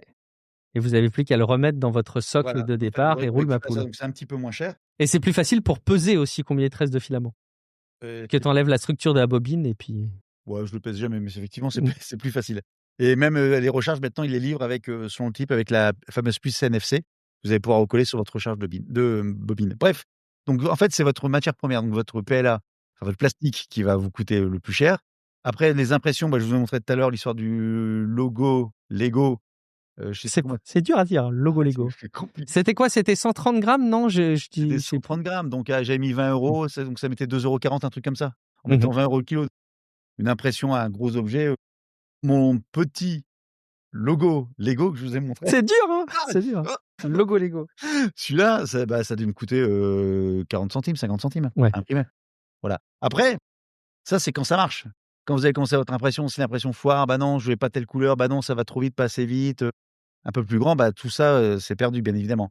Ça, c'est le premier truc. Deuxième truc, c'est toute la partie entretien de votre imprimante. Alors, ça demande pas tant d'entretien que ça, tant regresser un petit peu les poulies, pas les poulies, oui, si, c'est les Les poulies. tiges filetées qui Et permettent de... les Et les courroies. les courroies. Vous mettez un peu de graisse. Donc ça, j'ai acheté un tube de graisse il y a 5 ans et je l'utilise toujours. Après, ça va être la buse, en fait, dans le consommable, la buse d'impression qui, elle, va se fatiguer assez rapidement et souvent doit être changée. Alors, J'avoue que les dernières buses, en tout cas là sur la Prusa, quand tu fais pas n'importe quoi comme moi, pas imprimer n'importe quoi avec n'importe quelle buse, elles sont très durables. Hein. J'ai l'impression oui, que là aussi ça s'améliore. moi, je les ai changés. C'est vrai que l'année dernière, je n'avais pas encore tout changé parce qu'en fait, de temps en temps, j'avais un problème de calibration. Je venais directement taper sur la plaque. Donc en fait, ça venait s'écraser et la buse venait s'écraser contre la plaque. Donc après, derrière, quand vous imprimiez, ça partait un peu dans tous les sens. Et une buse, ça coûte 1 €, 1,50 €. Ouais, ça coûte pas grand-chose. Bah, sauf chez Prusa qui pour le coup, elles sont plus chères parce que c'est des Moi, c'est buses le un peu truc standard. spéciales. Moi, Ouais. je prends pas des marques, je suis pas chez Apple. C'est vrai que j'ai l'impression que Prusa, c'est un peu le Apple d'impression 3D. Non, c'est Bambu Lab. Bambu Lab, c'est le Apple du. Bah, je trouve pas parce que vraiment, chez Bamboo Lab, c'est le Samsung pour moi, tu vois? C'est vraiment le pas cher et avec des gammes extrêmement variées et le meilleur rapport qualité-prix. Là où chez Prusa, tu as, l'expérience un peu ultime, mais c'est beaucoup plus cher. On va en parler justement, parlons-en peut-être même tout de suite. Comment est-ce qu'on peut choisir une imprimante 3D? Gaëtan, on s'adresse peut-être là à des personnes qui veulent débuter. Quelles sont les différentes caractéristiques à garder à l'esprit? C'est presque en partie un résumé de ce qu'on vient de dire, mais est-ce qu'on peut revenir sur les critères éventuellement? Bah, en fait, si vous voulez vous lancer dans l'impression 3D, il faut savoir ce que vous voulez faire au départ. Si c'est juste pour vous amuser, apprendre, connaître, prenez pas une imprimante à 800 €. Toujours, il y a des imprimantes qui font 800 €, les Bambu Lab, Prusa et consorts. Ça, c'est déjà un petit peu du haut de gamme. Il faut déjà, enfin. Je suis pas d'accord avec toi dans le sens où Bamboo Lab, ils en ont des super pas chers, mais Non, non, mais quand je dis Bambu Lab, non, je prends les modèles, les P2S. Prusa en Fermés. l'occurrence. Prusa, ça va Voilà, être plus cher effectivement. Prusa, enfin voilà, tous ces modèles qu'on voit multicouleurs, ce que j'expliquais, quoique non, il y a des multicouleurs pas chers. Bon, faut savoir ce que vous voulez imprimer, faut plutôt faire comme ça. Si c'est pour apprendre, commencez par une imprimante ouverte, type celle que je vous ai montrée, la mienne. Il y en a qui sont même très bien. Bambu Lab, pour revenir là-dessus, font des imprimantes, la A1 Mini, qui a une petite surface d'impression, mais qui gère déjà très bien, qui fait un très bon travail. Et vous avez payé ça à peu près 200 balles. 200 €. Donc, c'est très bien pour commencer. Ça gère le multicouleur. Vous pouvez rajouter un AMS aussi dessus. Vous pouvez, enfin, c'est parfait pour apprendre, pour comprendre. Et même si derrière vous dites, bah, finalement, j'ai besoin d'une imprimante plus grande, plus puissante, qui fait plus de fonctionnalités, cette petite A1, vous allez la garder dans un coin parce qu'elle pourra toujours vous servir en complément pour imprimer des 2-3 trucs assez rapidement. Donc ça, c'est un exemple. Prenez toujours une imprimante pas trop chère pour commencer, quelque chose d'assez récent pour que vous ayez le maximum de fonctionnalités récentes, récentes, et que vous n'ayez pas trop de problèmes. Ça, c'est hyper important. Si vous commencez tout de suite par un truc trop gros, je pense les caissons fermés qui font plein de trucs dedans. Il y en a même certaines qui font de la découpe laser. Maintenant, vous pouvez changer la tête pour faire la découpe laser. Si c'est juste pour débuter, pour voir à quoi ça donne, comme me disent certains, c'est comme aller chercher sa baguette avec une Ferrari. Voilà, bonjour Matt. Et donc, vous pouvez le faire, mais c'est totalement overkill, quoi.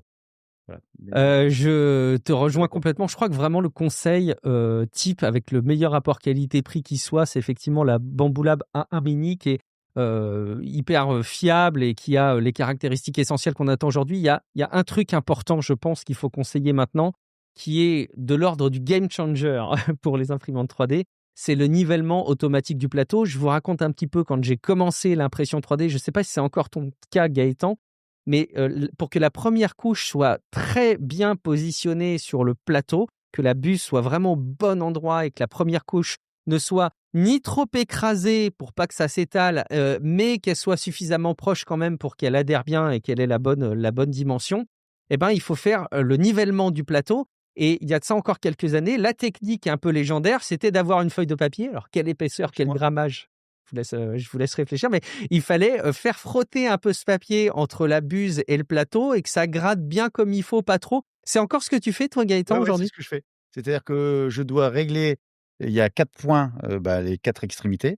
Donc en fait, en dessous du plateau, vous avez des molettes. Je tourne la molette, je mets ma feuille, je tourne la molette pour régler, pour que ça gratte légèrement, la feuille entre la feuille et le plateau. Donc on fait les 4 points, on recommence une deuxième fois les 4 points parce qu'à chaque fois qu'on bouge un petit peu, le plateau est légèrement désaxé et une fois que c'est OK, on enregistre, il vient chercher ses points et il garde la position. Il faut le refaire de temps en temps. Pourquoi? Parce que les roues, enfin, il y a des vibrations, donc ça peut bouger un petit peu et surtout lorsque vous changez la tête d'impression. Et je dois dire que ça, en fait, il y a un côté satisfaisant quand on fait ce réglage, c'est quand le papier gratte la buse. Moi, perso, je trouve qu'il y a un petit côté un peu satisfaisant. Mais franchement, quand on le fait trop régulièrement et qu'on n'a pas un résultat qui est pleinement satisfaisant, ça fait partie des trucs qui dégoûtent, je trouve, de l'impression 3D.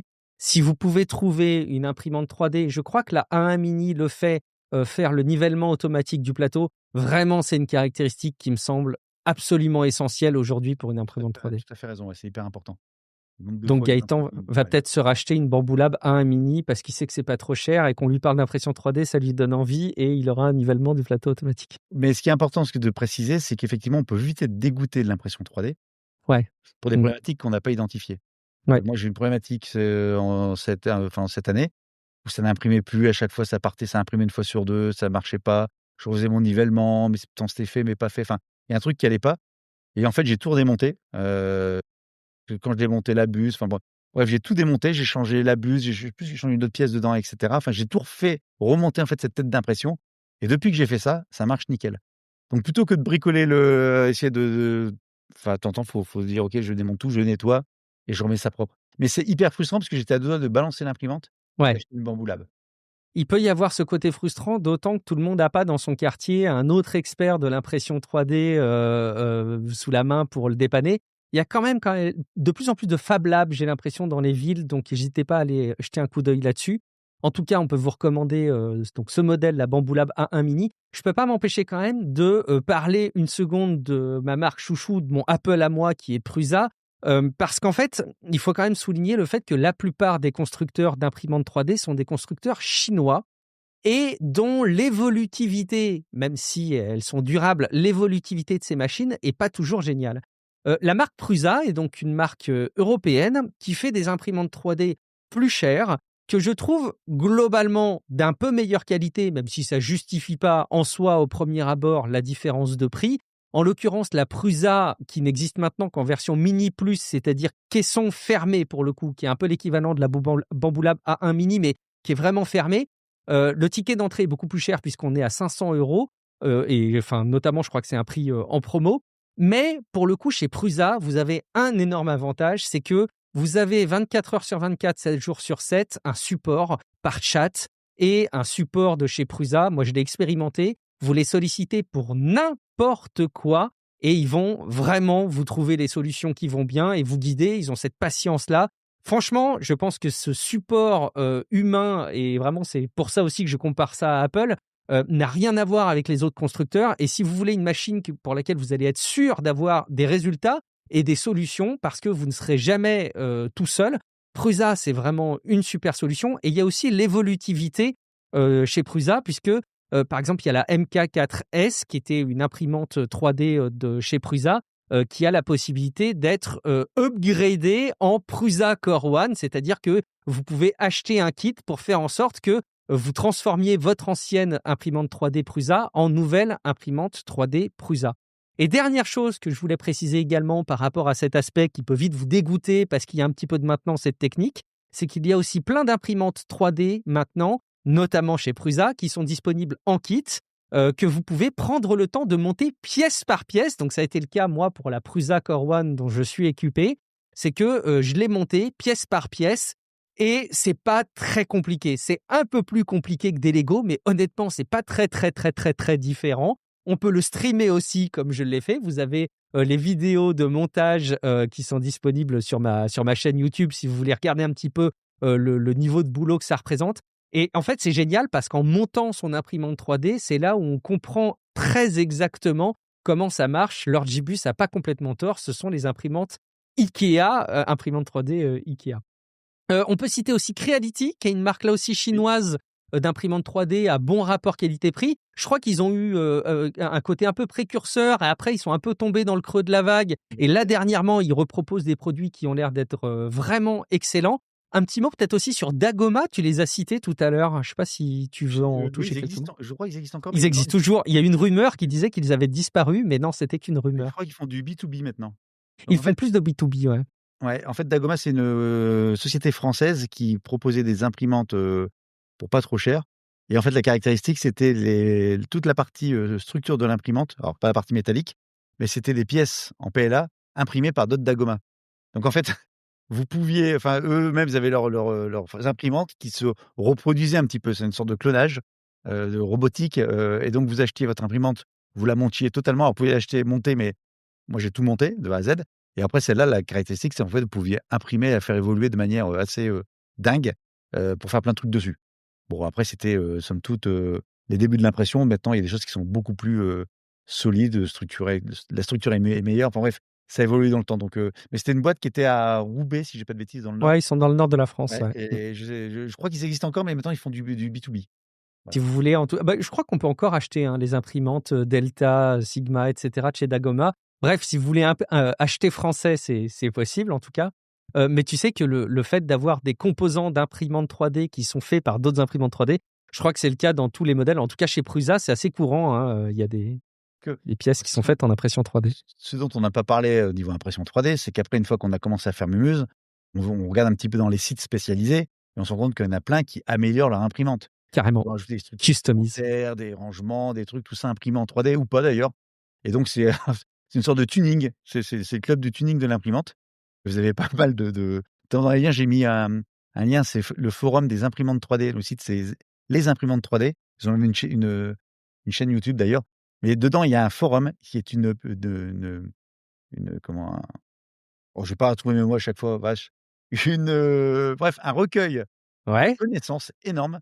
C'est ouais. classé par marque d'imprimante, par type d'imprimante, et cetera. Et Comme dedans, un vous êtes wiki quelque part? ouais, c'est pas le terme que je cherchais, mais si tu veux un Peu wiki, mais importe. en gros, dedans, vous allez trouver toutes les réponses à toutes les problématiques que vous allez pouvoir rencontrer. Et dedans, vous avez des spécialistes et des gens qui vont vous amener des solutions. Il y en a même qui proposent des logiciels, des firmware supplémentaires ou alternatifs pour votre imprimante pour qu'elle soit encore plus précise ou qu'elle intègre d'autres fonctionnalités. Donc, c'est hyper intéressant. Et quand vous allez là-dedans, vous allez voir la créativité de certains.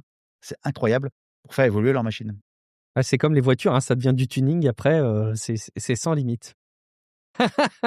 Bon courage, bon courage. Je sais pas s'il y a des burns comme ça, mais donc en tout cas, vous pouvez vous équiper, vous l'avez vu, d'une imprimante 3D plutôt accessible. Vous allez très rapidement pouvoir imprimer le modèle qui est fourni dans la machine. Il y a toujours un petit modèle qui est fourni avec, qui vous permet de pas trop vous prendre la tête. Vous avez des pièces de test aussi qui vous permettent de calibrer les filaments, de voir un petit peu à quelle température il faut imprimer, voilà, de faire plusieurs tests. Et puis après, vous pouvez très rapidement imprimer vos projets. Vous aurez inévitablement des petits soucis d'adhésion, de warping, comme on le dit, qui sont des décollages de votre pièce quand elles sont un peu larges, des problèmes où il y a une buse bouchée, pas assez de matière, trop de matière. Bref, tous ces petits soucis qui se réduisent énormément maintenant en 2025, mais qui restent toujours un petit peu possibles. Mais en tout cas, sachez que vous aurez toujours des possibilités de trouver des solutions et il n'y a absolument rien qui est inaccessible. Un dernier mot, peut-être deux derniers mots, Gaëtan. Est-ce que tu as des accessoires auxquels tu penses qu'on peut conseiller aux personnes qui veulent s'équiper d'une imprimante 3D et s'équiper du tout clé en main et donc en plus de l'imprimante et bien évidemment en plus du filament, est-ce que tu as des accessoires que tu recommandes? La pince coupante, mais elle est fournie avec toutes les imprimantes Ah, mais 3D, ça, celle-ci. oui, je sais, bon, voilà. Heu dessus, moi, j'utilise l'alcool ménager, mais je crois que c'est la même chose que l'alcool isopropylique. Ouais, mmh, Isopropylique. ouais. Ça permet de dégraisser et nettoyer le plateau régulièrement de manière à ce que ça tienne. Selon les types d'imprimantes, on peut également rajouter de temps en temps de la colle, des bâtons de colle UU, vous savez, enfin UU ou bâton de colle scolaire, hein, pour aider le support de l'impression. C'est ce que j'utilisais moi pour la Dagoma, justement. Et un peu également sur la suivante qui était, j'ai oublié son nom, c'est pas grave, une autre imprimante. Donc ça peut être également ça peut être également selon le type d'imprimante et ses caractéristiques, si ça tient et le type de plateau aussi d'ailleurs. Ça aussi, ça peut être ça. Après j'ai vu que toi tu parlais de sécheur de filaments dans le sujet. Moi pour l'instant je n'en ai pas et j'en ai pas, enfin pour l'instant j'en ai pas besoin. Pour l'usage OK. que j'en fais, je Je vais en referme bien toucher mes juste un mot. bobines En dehors de celle que je vous ai montrée, je remets bien les bobines dans un sachet plastique hermétique avec dedans les petits sachets de, D'absorbeur d'humidité, là, d'absorption d'humidité. tu en as un toi sécheur de filaments? Oui, oui, oui. Alors, je Ouais. vais vous en toucher juste un mot, juste complète avec la colle pour dire que moi, j'utilisais de la 3D lac, donc c'est en spray, Oui, ça je se l'ai trouve sorti, ouais. assez facilement et bon, c'est très bien aussi quand vous voulez vous refaire votre coiffure avant une vidéo, mais surtout, ça permet de faire adhérer la pièce, au plateau. J'avoue que normalement, sur les dernières, imprimantes 3D, la calibration du plateau fait énormément bien le travail. Si vous nettoyez bien votre plateau, vous n'avez pas besoin de support pour vraiment, faire adhérer le plastique, mais bon, ça peut J'en ai pas besoin. voilà, donc quand c'est bien réglé, il y a pas de souci. Effectivement, moi, je me suis équipé d'un sécheur de filaments qui est de la marque Creality et donc c'est un boîtier qui fait ni plus ni moins que, vous l'avez compris, sécher votre filament. Donc il y a un petit trou qui vous permet de faire sortir le filament et donc vous pouvez faire sécher votre filament pendant que vous faites l'impression. Pourquoi on parle de sécher du filament? C'est que la matière, en particulier le PLA, est très sensible à l'humidité. C'est beaucoup moins le cas pour le PETG et très peu, voire pas du tout pour l'ABS dont on parlait tout à l'heure, mais le PLA, qui est cette matière biodégradable à base de maïs, est très sujette à l'humidité. Alors ça peut rendre une pièce cassante. Si elle est dans un environnement extérieur humide, elle va pas tenir longtemps. Mais à l'impression, on peut aussi avoir pas mal de soucis, notamment de cheveux d'ange. Donc vraiment, l'idée, c'est de vous imaginer que vous avez deux piliers qui vont être imprimés et la tête d'impression va passer en aller-retour entre ces deux piliers et peut laisser des traînées de petits filaments qui sèchent et vous font un petit peu comme des petits fils, quoi, des multitudes de fils. Alors, il y a plein d'éléments qui peuvent aider à diminuer ce genre de choses, mais j'ai remarqué, moi, de mon côté, qu'une des principales caractéristiques qui amenait à avoir ces cheveux d'ange, c'était du filament trop humide. Ça amène aussi parfois à avoir des rendus un peu de bulles sur le filament. Bref, j'ai des bien meilleurs résultats avec un sécheur de filament. Donc, ça vous permet de sécher votre filament avant de le stocker et de le mettre sous vide. Et ça fait de la barbe à papa, comme tu dis, l'orgibus, mais c'est beaucoup moins sympa à manger, j'ai jamais goûté. Et surtout, pendant que vous imprimez, vous avez un filament qui est déjà un petit peu chaud et qui est déjà prêt à être imprimé. Donc ça, c'est top. L'avenir, Gaëtan, peut-être deux mots, moi, que j'avais en tête, mais tu en as peut-être d'autres. Non, Alors, vas-y, excuse-moi. juste avant l'avenir, on a dit qu'on répondait à une question qui était posée au début. Ah oui, et je reprends effectivement la question. Merci infiniment Gaëtan. Les supports plastiques n'ont-ils pas tendance à plier à force?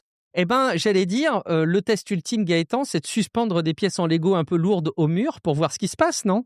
Exactement. Bah, si vous allez voir sur la chaîne Coty Geek, je fais toujours ma pub, j'ai fait un petit réel. Alors j'avais fait une vidéo pour expliquer l'impression 3D pour les supports Lego et dedans j'ai un abonné, qui a l'œil expert qui m'a dit: «Mais attention, tu as une de tes pièces qui a l'impression qu'elle est en train de se décoller du mur». Donc c'était Guillaume qui avait vu ça, qui m'a envoyé un petit message. En fait, j'ai regardé effectivement, justement pour la Batmobile derrière, c'était plié, ça s'était un peu décollé. Donc pour ça, ce que j'ai fait, c'est que j'ai changé le type de plastique, pardon. Je suis passé du PLA au PETG.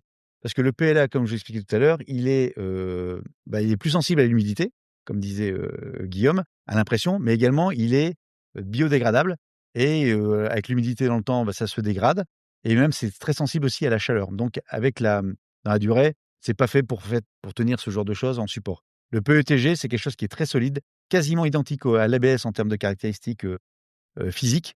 Donc, c'est plutôt intéressant. Donc ça, c'est la première chose et deuxième chose aussi, ça va être aussi également votre type d'impression en termes de remplissage. Quand vous imprimez un objet, tiens, je vais reprendre mon exemple ici. Quand vous imprimez cet objet-là, le cube, là-dessus, en fait, dedans, c'est pas rempli à 100. C'est pas 100 de plastique qui se trouve à l'intérieur de cette partie-là.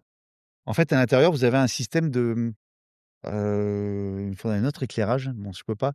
Un système en fait je sais pas si on le voit. Non, on va Oui. pas le voir.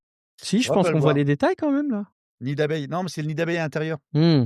La structure en nid d'abeille à La l'intérieur. structure en nid d'abeille, bouge pas. Je vais faire un truc que j'aurais pas faire, mais c'est pas grave. Hop, hop. Ah Vous voyez très là? bien. Ah oui, oui, là on repère bien. Voilà. Donc On en fait, repère plutôt en triangle là qu'en nid oui, là d'abeille, non? c'est du triangle.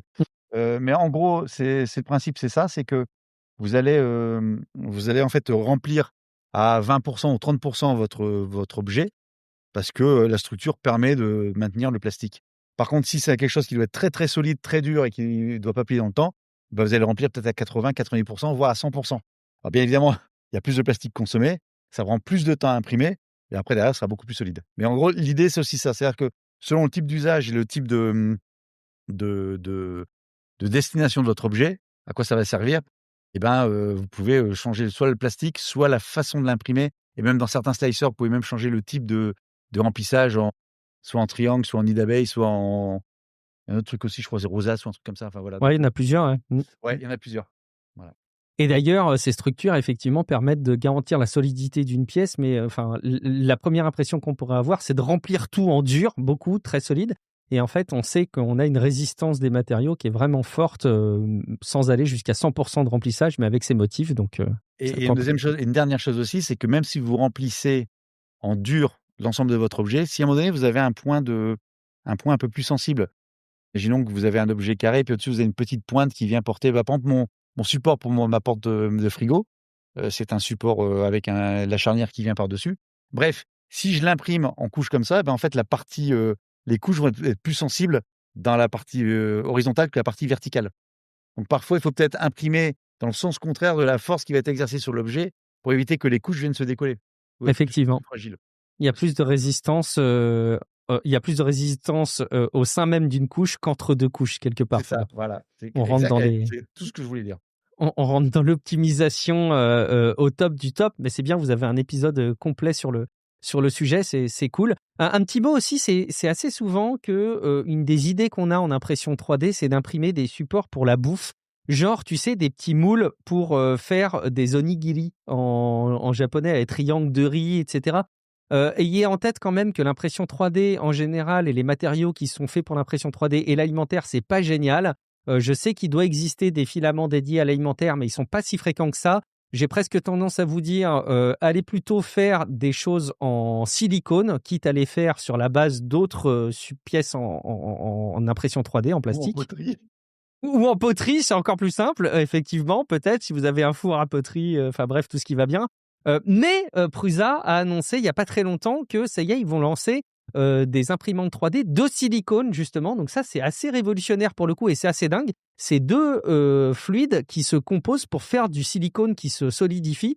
Ça, je trouve que c'est assez génial de voir que ça arrive. Prusa qui innove aussi avec un espèce de standardisation. Tu décrivais tout à l'heure les tags NFC ou les QR codes qu'il peut y avoir sur les côtés des bobines. Ils veulent proposer un format unifié. Bref, l'actualité de l'impression 3D, elle est infinie et je pense qu'on pourrait encore vous faire d'autres épisodes sur le sujet. Mais je pense que là, vous avez déjà un bon dossier d'explications pour comprendre pourquoi, comment. Et j'espère que peut-être ça vous aura donné envie de vous y mettre, ou en tout cas, ça vous aura permis d'y voir un petit peu plus clair par rapport à cette notion qui peut être un petit peu vague parfois. C'est pas qu'un truc de barbu, c'est vraiment un truc que nous permet l'ère moderne, je trouve, qui est assez fascinant de pouvoir créer des objets. Donc maintenant, vous avez toutes les clés en main. Si jamais ça vous a plu, ça vous a intéressé, je vous invite bien évidemment à nous le faire savoir. Je pense que le meilleur moyen de le faire, c'est de mettre un pouce sur cette vidéo sur YouTube, de vous abonner aux chaînes, de partager évidemment la vidéo, de déposer un commentaire pour nous faire savoir que ça vous a intéressé et que ça vous a apporté des informations concrètes.